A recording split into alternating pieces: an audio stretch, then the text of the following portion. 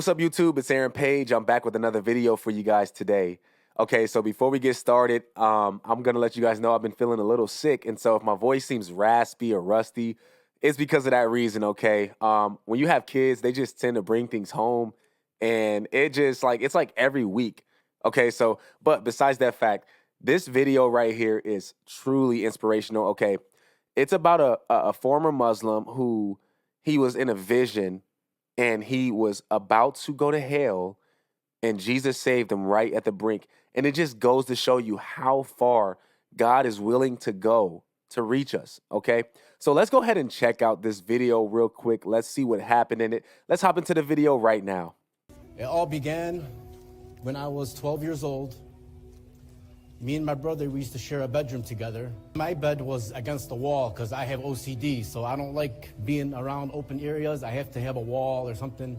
And his bed was by a closet, which I was terrified of, and open. So one night, I told him, I go, Bilal, I want to sleep in your bed tonight. And he knows how I am, and I was thinking in my head, why am I even asking him this? You know, I'm like, what's going on? So we just said, okay, so I slept on his bed. And what I'm gonna tell you guys is 100% true, and there's more to it, but I'm only gonna mention the things that I remember clearly. So I was sleeping and I heard my name 2 times. And when I opened my eyes, I got terrified and I jumped off my bed. When I jumped off the bed, I could see the floor, and I'm hovering above the floor like inches. And I'm looking from the corner of my eye because I can't move my body. And I see just the room is lit. And so then I feel this electric shock running through my body, and I feel my body coming back up. And as I'm coming up, as I reached the top of my mattress, I seen him with his hand doing this. So as he was doing this, my body was moving at the same motion of his hand, and he sat me down. And the first thing he said to me, do not be afraid. And how ironic is this? The first thing that punched me in my face when I opened the Bible was in Matthew, do not be afraid. And then the second thing he said was, wow, do you know who I am? And let me tell you guys, I was 12 years old. I didn't know anything about Jesus. I didn't know anything about anything. All I knew is Allah is my God and Muhammad is my prophet, and everybody else is a prophet to me, and that's it. But automatically, I said, you're Jesus, and I felt him smile. And we were talking not like how I'm talking with the voice. It was through our minds, telepathy. So when he told me, do not be afraid, and do you know who I am? And I said, Jesus, and I seen a smile. He was talking to me, and I couldn't believe it. So I'm like, there's no way this can't be real. And at the same time I said that, he says to me, this is real. And I look, and I'm looking through him, and I could see through him, and I see my brother's body breathing and moving as he's sleeping. And that's how I knew. I was like, wow, this is real. I can't believe it. So I was scared. I was 12 years old. If I told anybody this, they would go crazy. I never told anybody for years and years. I kept it in my heart, in myself. So moving on through my life, I denied it. I never looked back. I always remembered it, but I never, I was Muslim and I was proud to be Muslim.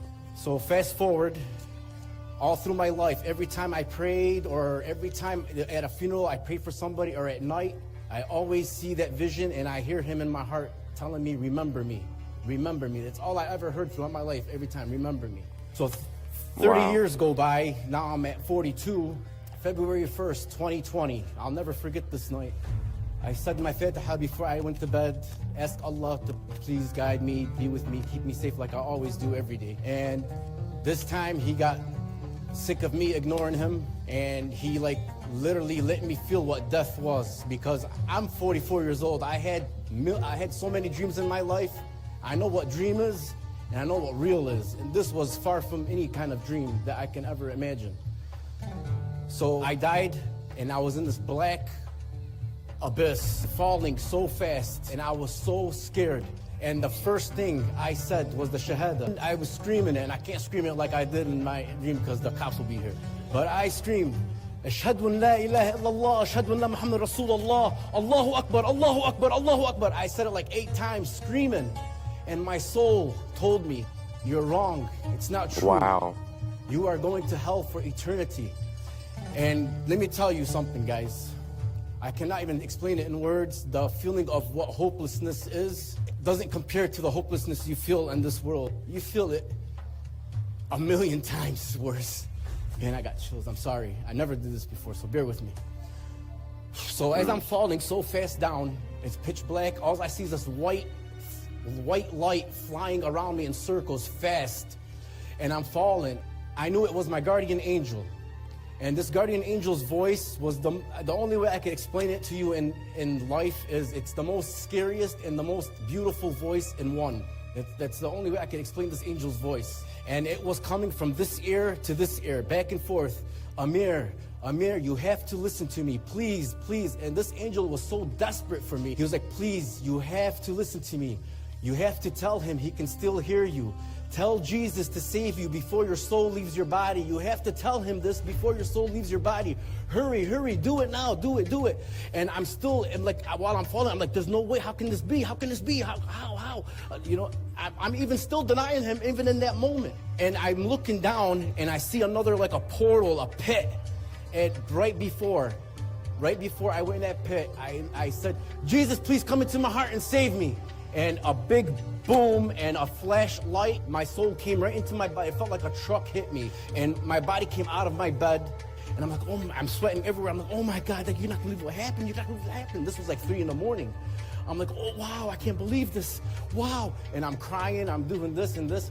And me being the stubborn OCD person that I am, I wasn't like my uncle, brave enough to get on my knees and ask Jesus to save me. So I said to myself, there's no way this is happening to me. There's no way I'm gonna read the Quran. There's no way I gotta read the Quran. This can't be happening. So This is something that I noticed by listening to many different Muslims, and especially ones that have converted over into Christianity, is that really it takes a lot of faith for them to go from being a Muslim to a Christian, because they've been so indoctrinated with the Quran that it's almost barbaric for them to follow Jesus. It's almost barbaric for them to call Jesus God. So it takes an extreme amount of faith for a Muslim to really come to Jesus like that. I've heard different stories of people that have had visions of them dying or almost dying. And honestly, there's some consistency if you hear different stories with what they're saying, especially in the sense of them falling, in the sense of lights, in the sense of there being someone there or something there on the other side.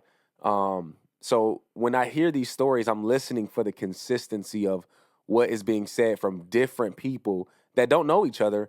And honestly, for his story, it does sound pretty accurate to what others have said.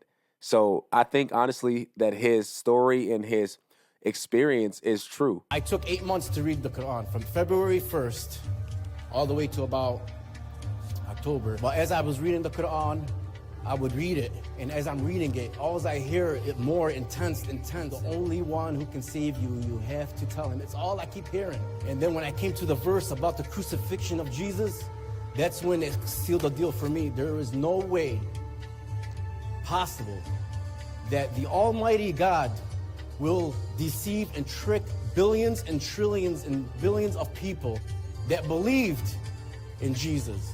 Because remember, Islam is 600 years after, so there's trillions and zillions of people that lived 600 years within a 600-year span that believed in Jesus Christ. What about those people? Did they go to hell because they weren't Muslim? Okay? Jesus is the way and the truth and the life.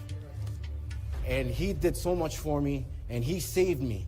And I owe him my life, I owe him everything. As long as I could just reach one person and help that one person to seek, and that's all that matters to me. Jesus says, one lost sheep is worth more than the 99. With everything that's been going on recently in the faith and all the problems that we've been hearing, when I hear stories like these, it really gives me motivation, and I hope that it gives you motivation as well. And I want to say this, if you're watching this and you are a Muslim, I encourage you to step out on your faith, okay, and truly seek what is the truth, okay? I'm not going to force you, or God isn't going to force you, or anyone isn't going to force you to believe in Jesus Christ. But I will tell you, do your research, okay? Read the Bible, even pray and ask God to reveal it to you, and he will reveal it to you. If there's anyone watching this and you're going through a tough time in life, or maybe you even feel hopeless like he was saying in this video, you can put your faith in Jesus Christ, Okay, I encourage you to pray to him. Okay, seek him. He said those who seek him, they will find him. Okay, and I encourage you to find some Christian people that you can talk to about Jesus, and he will show you himself. Okay, this was truly an inspirational story. Hopefully, you got something out of this. Okay, if you're new to the channel and you like what you see, I encourage you to hit that like button, okay? And hit the subscribe button and the post notification bell so you don't miss another video. All right, let me know what y'all think about this in the comment sections. Until next time, I'm going to catch y'all on the next video. My name is Aaron Page. I'm out.